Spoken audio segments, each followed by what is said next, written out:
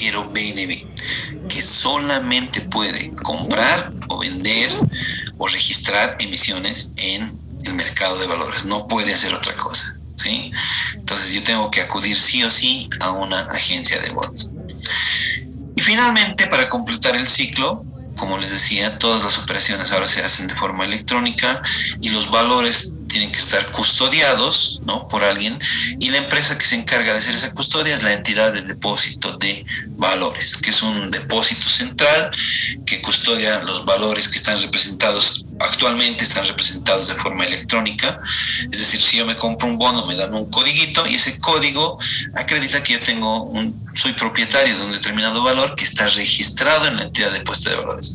Ya no se emite como antes, ¿no?, el cartoncito y con todos los sellos y demás, sino ahora todo se hace desmaterializado y ese registro electrónico está custodiado y administrado por la entidad de depósito de valores.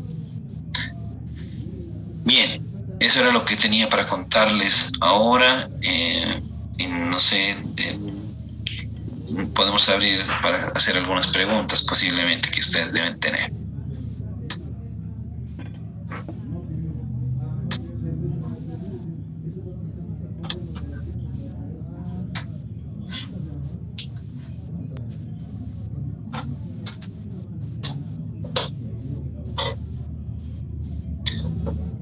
Mira, quedamos a sus órdenes, de sus instrucciones también.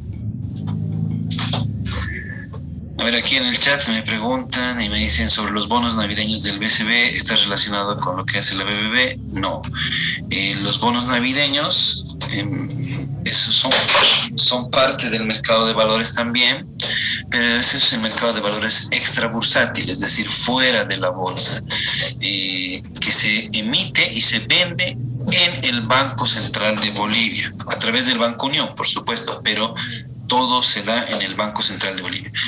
¿Es mercado de valores? Sí, pero es mercado de valores extra bursátil. Entonces, esos valores se compran directamente en el Banco Central de Bolivia. Bien, gracias, Sergio. Habíamos solicitado también, no sé si es posible, darles como una especie de inducción a los alumnos sobre qué pasos deberían seguir para formarse su perfil orientado, digamos, a introducirse en el mercado de la bolsa de valores. Sí, claro. Bueno, como les comentaba, depende mucho hacia dónde estoy apuntando. Una de las cosas que yo recomiendo también a los alumnos, que en algunas universidades en las que yo doy clases, y a los que nos visitan, así como ustedes, es que tienen que empezar a trazarse ya desde ahora un objetivo, ¿no? Y mi objetivo no es ser licenciado en auditoría o ser ingeniero financiero o ser abogado. Ese no es un objetivo. El objetivo que ustedes tienen que trazarse es decir, yo quiero ser el gerente comercial de supermercados, ¿qué tal? O yo quiero ser el gerente financiero de Soboce, ¿sí? O yo quisiera ser el gerente de marketing de la cervecería boliviana nacional. Ese es trazarse un objetivo. En el caso del mercado de valores y de la banca, tal vez ustedes me dirán, yo quisiera ser asesor de créditos en un banco, o yo quisiera ser un operador de ruedo en el mercado de valores, ¿no? Entonces, tengo que ponerme esos objetivos. Y dependiendo de esos objetivos que yo me he propuesto, tengo que ir fortaleciendo, hoy en día muy importante, mis competencias técnicas, ¿no? Y mis competencias o habilidades blandas, también así se llaman, ¿no es cierto? Todas las universidades generalmente ya han tomado una modalidad de enseñanza por competencias. Entonces yo tengo que desarrollar ambas habilidades, tengo que saberlas desarrollar. Si yo quiero ser un operador de bolsa, por ejemplo, tengo que tener habilidades de negociación. En principio, tengo que tener habilidades de comunicación, tengo que tener habilidades de liderazgo también, ¿no? Y en mi ámbito de formación, tengo que ser un experto en finanzas principalmente. Tengo que saber aplicar los modelos financieros, tengo que saber aplicar matemáticas financieras, tengo que saber de economía y econometría, tengo que saber del tema, como les decía, de las normas del mercado de valores también, ¿no? Entonces tengo que hacer una formación holística de todos estos aspectos. Si quiero ser un asesor de inversión, ya no necesitaré mucho tener mis habilidades de negociación porque no voy a entrar yo a negociar, pero sí tengo que tener habilidades, por ejemplo, para poder hacer proyecciones financieras. Entonces, un asesor de inversión lo que me tiene que a mí ayudar es a ver si mi empresa va a hacer determinadas inversiones o si yo como persona voy a hacer determinadas inversiones, tengo que poder hacer los cálculos de cuánto de rentabilidad podría esperar en determinado tiempo en el cual yo voy a hacer una inversión. O si yo quiero gestar un proyecto dentro de mi empresa, ¿no? Y tengo que hacerme ayudar con una persona que sea un asesor de inversión para decirle, me voy a financiar $5 millones para construir una nueva planta de aceite y voy a generar esta cantidad de flujos en 5 años. Entonces el asesor de inversión va a venir y junto con mi empresa, junto con el experto financiero, van a agarrar y van a poder calcular o recalcular todo ese proyecto que se está haciendo. Entonces ahí hay que tener un perfil más financiero, matemático, ¿no? De análisis, de análisis específicamente en lo que son proyectos, por ejemplo. Entonces así es como me tengo que ir moviendo. Si yo, por ejemplo, si alguno de ustedes, por ejemplo, quisiera desempeñarse en el área de riesgos, que hoy día también es un área en la cual muchas personas se están certificando en el ámbito de riesgos y el mercado, tanto en la industria bancaria como en la industria del mercado de valores, está exigiendo a profesionales certificados en el tema de riesgos, y no solamente en el riesgo operativo, sino estamos hablando en el riesgo de crédito, en el riesgos financieros, en riesgo reputacional, en riesgo de seguridad de la información, hoy día tan importante que es poder saber que mi empresa tiene buenos estándares de seguridad de su información. Entonces tengo que irme especializando en ese ámbito también, ¿no? En el ámbito de riesgos, de auditoría, por ejemplo, hay estándares internacionales, hay certificaciones internacionales. Entonces yo tengo que apuntar a que si yo quiero ser el auditor financiero de la Bolsa Boliviana de Valores, tengo que terminar mi carrera, ser auditor sí de profesión, pero tendré que empezar a proyectarme para certificarme en algunas cosas, en algunas especialidades que requiere ese profesional, ¿no? Entonces es muy importante primero que ustedes definan ese objetivo.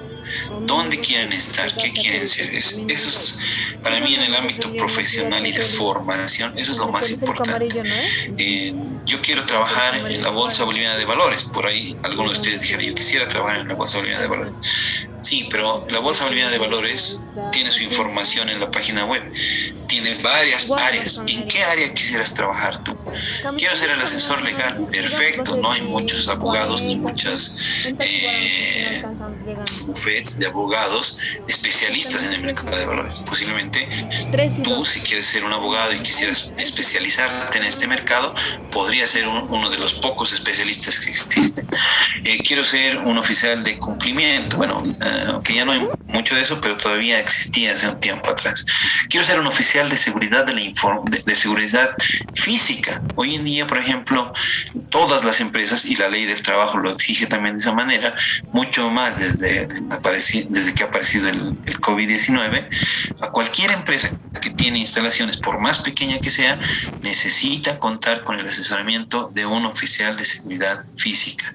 Y esa persona tiene que ser la encargada de velar de que tu empresa tenga buenos accesos de entrada, de salida, en caso de incendios, que haya señaléctica, que tengan personal que esté dispuesto a apoyar en el caso de un incendio, que haya brigadistas, tiene que formarse o conformarse un comité ante el Ministerio de Trabajo, de una parte de los empleados, otra parte de los trabajadores, y así un montón de cosas que cada uno de los profesionales va buscando, a medida que va especializándose y buscando realmente su nicho en donde uno quiere trabajar. En el tema de la gestión por procesos, por ejemplo, también. Hoy en día la mayoría de las empresas están trabajando con su dirección empresarial a través de una gestión por procesos. Ya no hay una gestión funcional como antes se llamaba, en la que venía el gerente, daba una orden y todos hacían lo que podían. Hoy en día las empresas están estableciendo procesos para toda su línea, sus directrices de toma de decisiones, ¿no? El gerente dice algo, entonces hay un flujo que tiene que seguir esa información para saber quién le corresponde, quién va a hacer, hasta dónde se va a llegar, ¿no? Entonces esa es una gestión por procesos, y mucho más ahora que ha aparecido otro, bueno, no es que ha aparecido, sino se está fomentando ahora el tema de la sostenibilidad en las empresas, ¿no? Entonces ahora mi empresa, además de ser una empresa reconocida porque es una empresa que genera retornos financieros, también tiene que ser una empresa que genere retornos enfocados a la sostenibilidad, es decir, que tengo que apoyar el desarrollo de mi empresa y el desarrollo de mi entorno, ¿sí? Tengo que implementar criterios ambientales, sociales y de gobierno, los criterios ASG se llaman ahora. Entonces hay nuevas directrices que están apareciendo porque ha habido la firma de unos acuerdos, en los acuerdos de París se llaman, con una agenda que termina el 2030, bueno, que por lo menos la primera parte termina en el 2030, en la que muchos países, entre ellos Bolivia, nos hemos comprometido a disminuir la huella de carbono en el mundo, ¿no? Para de alguna manera garantizar la vida para las siguientes generaciones. Entonces, todas las empresas, todos los gobiernos, todas las personas, tenemos que ahora también tener un enfoque de sostenibilidad. Y ya han ido apareciendo expertos en el área y en el asesoramiento de sostenibilidad. Entonces, posiblemente alguno de ustedes también quisiera hoy día enmarcarse en esa tarea de convertirse en un experto en el ámbito de la sostenibilidad. Entonces tendrá que empezar a conocer qué son los objetivos de desarrollo sostenibles, qué son los planes de gobierno que se han presentado, qué son los NDCs. Hay un montón ahí de información que también es información libre, gratuita, en la que yo tengo que ir conociendo para irme formando como un profesional en ese ámbito. Entonces, una vez más, todo eso parte desde el momento en el que ustedes definan cuál es su objetivo, dónde quieren estar. De aquí a unos 2, 3, 5 años, ¿dónde les gustaría estar a ustedes? Eso es lo primero que tienen que trazarse. Y en función de ese objetivo, ir acumulando pues todas las herramientas, tanto técnicas como las otras habilidades que son las competencias, para poder alcanzar ese objetivo. Gracias, nos ha faltado, creo, desde hace años a muchos que nos den una orientación así de amplia como la que acabas de dar, porque no se nos decía, ¿no?, lo especializado que era el mercado laboral, y que de repente, si tomábamos una buena elección al iniciar nuestra vida laboral, hubiésemos podido disfrutar todos el trabajo que realizamos, ¿no? Porque a veces seguimos el camino, digamos, por gravedad y terminamos haciendo algo que no nos gusta. Pero bueno, esta carrera es nueva, van a ser futuros licenciados en Administración Financiera. Los alumnos que han participado de esta sesión, y la información que nos has dado es muy enriquecedora al contenido que han recibido durante el semestre los alumnos. Así es que agradecerte y cederles la palabra para que aprovechemos la experiencia, la amplia experiencia que tiene Celso en la Bolsa de Valores, y que si tienen alguna duda, es momento de aprovechar y aclarar las dudas que tengan. Sí, gracias, Vera. No sé si tienen alguna pregunta más. Con gusto la atendemos antes de que nos retiremos. Seguramente hay muchos que están queriendo ver el partido del Mundial también, pero bueno, eso también forma parte, ¿no? Nosotros, afortunadamente, eso también es interesante poderles comentar. al lugar donde ustedes vayan a trabajar, también tienen que ustedes ser propositivos y de crear un buen ambiente laboral, ¿no? De crear realmente un buen ambiente laboral. Y eso no lo hace solamente un área que se llama talento humano, no, sino eso forma parte de cada uno de los colaboradores de una empresa. En el caso de la bolsa, nosotros siempre tratamos de tener un buen ambiente de trabajo, de generar un buen ambiente laboral, y esto nos permite tener un buen relacionamiento a nivel jerárquico, ¿no? Desde la secretaria, la recepcionista, hasta el gerente general. Y por ejemplo, en esta época de mundial, que nos ha tocado una época casi de fin de año, se nos está permitido tener en las oficinas un televisor en el que nosotros podemos disfrutar también de los partidos. Entonces, eso es generar un buen clima laboral también al interior. Eso forma parte fundamental del desarrollo y del crecimiento de una empresa. Porque si mi empresa no me da eso, entonces tampoco yo seguramente como persona no le voy a retribuir con cosas tan sencillas como, por ejemplo, el abrirle la puerta a un cliente que está queriendo entrar, ¿no es cierto? Entonces, eso es parte fundamental del desarrollo de ustedes mismos. No esperen a que otras personas o a que un área determinada sea el encargado de eso. En la teoría sí lo aprendemos de esa manera, pero en la práctica y en la vivencia, cada uno tiene que siempre aportar su grano de arena para mejorar en todos los aspectos al interior de una empresa también.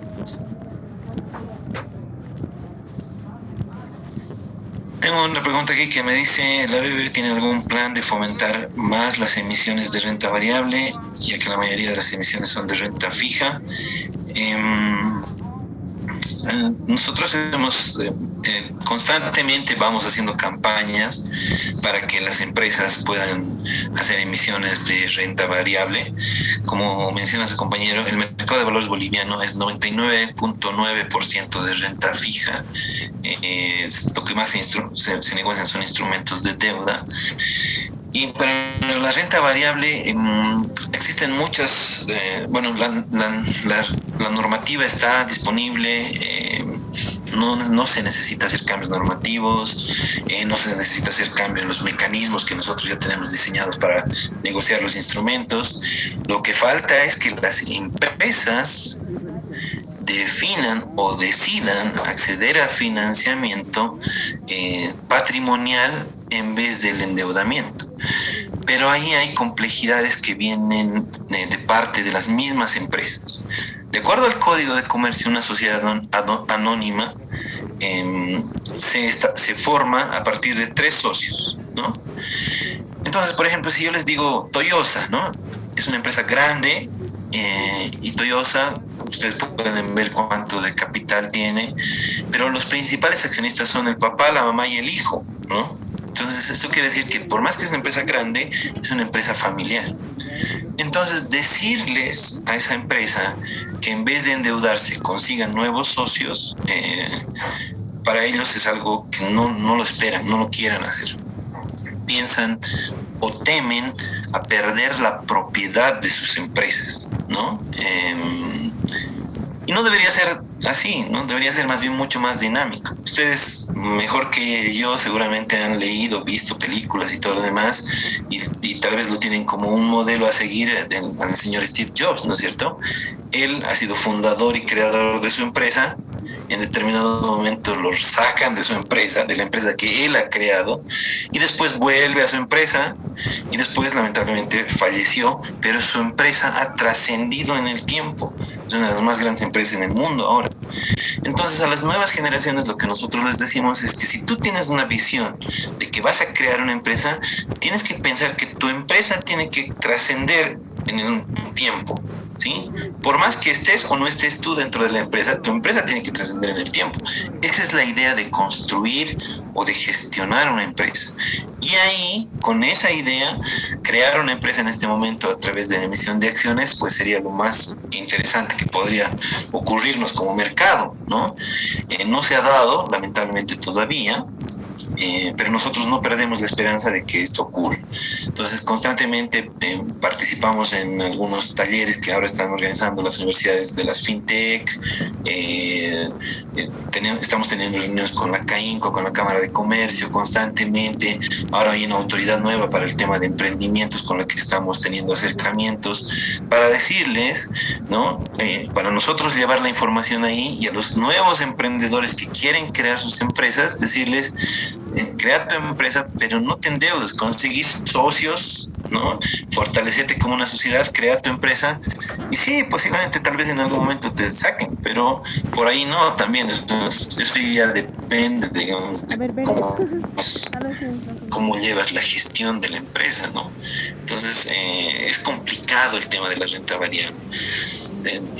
Tenemos varias mesas de trabajo con el regulador, con las agencias de bolsa, con empresas, pero inclusive ahí mismo nosotros que somos de las carreras económicas, financieras, ustedes también que lo están aprendiendo, ¿no es cierto? Te dicen que es mejor tener deuda en tu empresa, o te enseñan a calcularlo, ¿no? Que es siempre mejor tener deuda y que ese financiamiento a través de la deuda es más barato que tener financiamiento propio, y eso se ve en la práctica. Entonces es mucho más complejo tener accionistas que tener un endeudamiento, ¿no? Entonces es muy complejo. Nosotros quisiéramos que se desarrolle ese mercado, como les digo, las condiciones están dadas. Si cualquier empresa en este momento quisiera emitir acciones, puede venir y emitir acciones. No hay ningún tipo de restricción ni nada, podría hacerlo. La norma está disponible, todo está disponible. Simplemente que no se hace por un tema por temores, por un tema de tradición. Y porque... ¿Cuál? Cierto, American Pie, ¿no?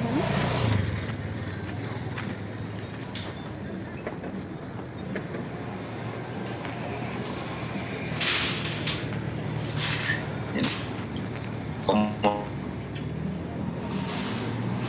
la banca ya tiene más de 100 años, Por aquí, recto. ya han hecho su trabajo ellos, entonces las empresas prefieren nomás endeudarse que emitir, digamos,